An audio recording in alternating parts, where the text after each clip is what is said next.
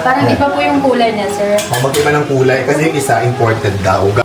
So ito na nga mga Habibis, ang daming tao ngayon sa bahay because merong rehearsal. May pa-rehearsal si Happy David. Thank you. Kasi may recording sila bukas. Kasi si Jekka, si Tet, si Ira, ang aming Habibi from the Bago. Si Rolly lang, sabi nandito rin. At Ate Rose, magluluto tayo ngayon na para pakakain sa kanila ay nilulutuin natin? Kaldereta. Beef caldereta, yes, yan.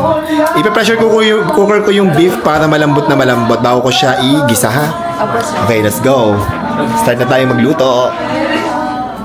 So naisip ko, di ko na pala ipe-pressure cooker. Igigisa ko na lang, tapos papalambutin ko na lang naturally. Magsiya tayo mag-isa ng bawang. Sa margarine ako nagigisa. Yan.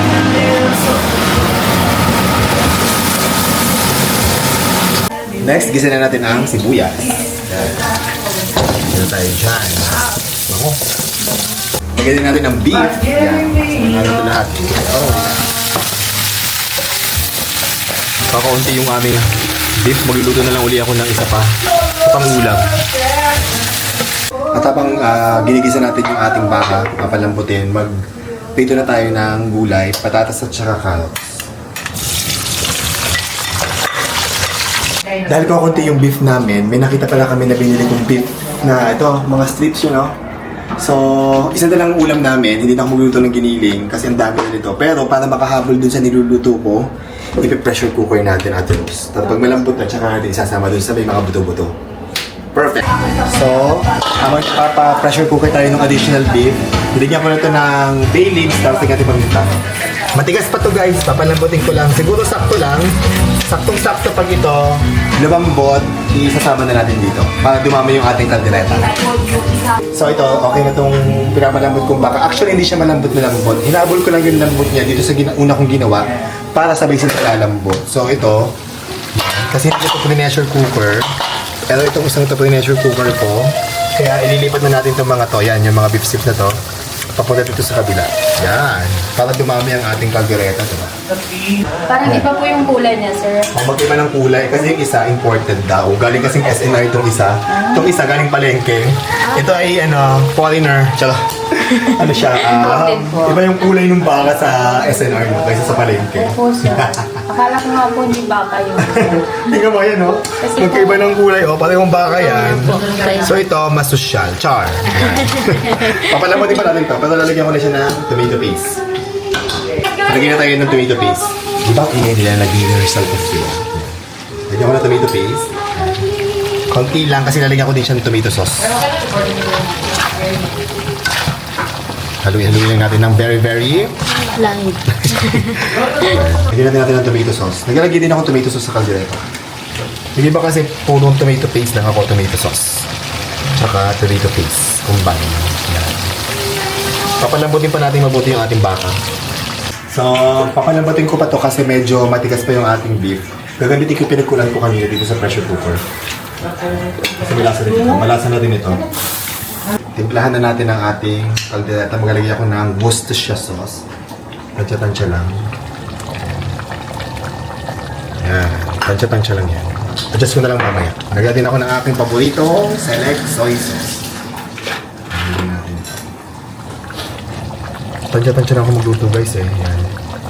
So, bahala na kayo kung paano nyo gusto. Pero ako, tansya-tansya lang talaga. Haluin lang natin. Yan. So, medyo malambot na yung ating kaldereta. Titimplahan ko naman siya ngayon ng liver spread. Yan, lagyan natin ng liver spread. Yan. Tapos, haluin natin yan. Maglalagay din tayo ng peanut butter. Buti na may peanut butter pa kami dito.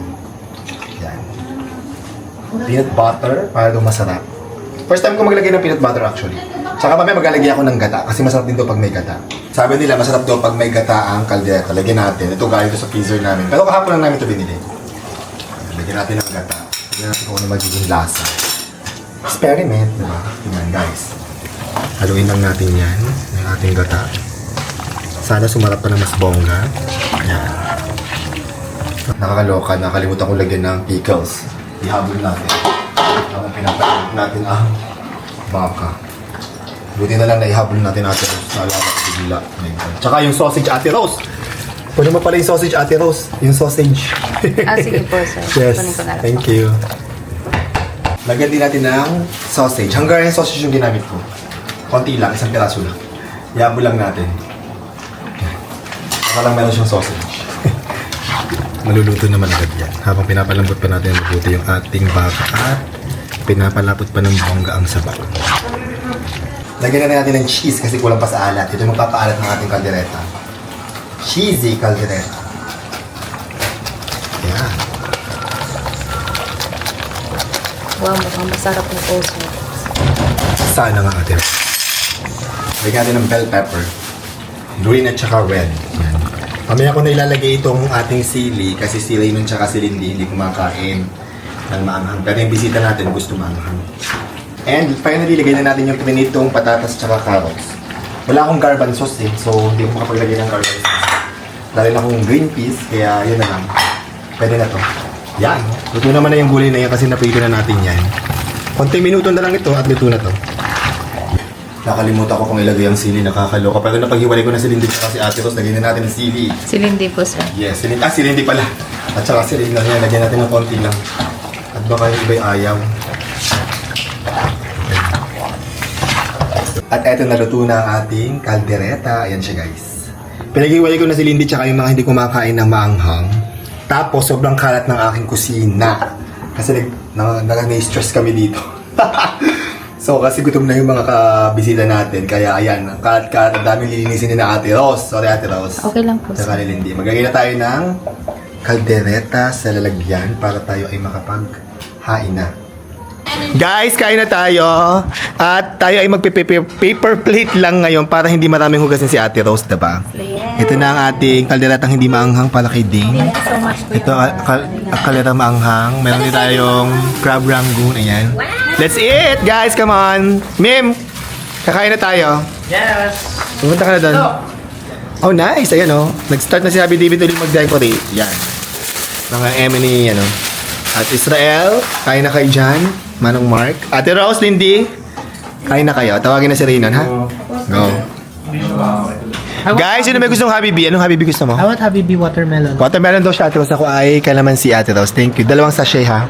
Uy, meron pala kami sasabihin. Available na ang Habibi Collagen Booster Mix Watermelon, Calamansi at Mango. Saan? Sa Robinson Super 50 nationwide. Yes, nationwide. At pwede din kayong bumili ng retail, diba? Yes, by sachet siya mabibili sa Robinson Super 50. Yan. Hanapin nyo lang.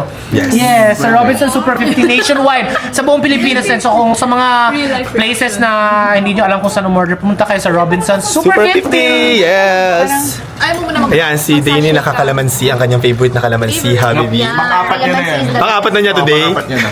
Si Jacka nag-watermelon. Ay, ko, tatayo mo? Watermelon is our best Yan, go. seller. Si Ira, water lang. Yes, ayan. Kaya tayo! Mim, first time ko naglagay ng gata at saka ng peanut butter sa kaldereta. Sobrang sarap. Eme, Eme. ini-eme niyo ako, no, Rolly? Sabi mo kanina, kalderetang kambing, in-eme mo ako. Pero mas okay to kung pre-pressure cooker mo. Kasi Para nga, mas malambot yung Oo, akala ko kaya baka. kung ano yun. Masarap yung lasa. Masarap, oo. Malambot na yung beef pero may kakalambot pa. Yes, kailangan kong i-pressure cooker na talaga next time. Alam mo ano pang kulang Actually, ito? nag-pressure cooker ako, sinabol ko doon sa una kong niluto kasi kinulang. Akala ko aabutin niya, yung pala hindi. Kiss na lang. Lah.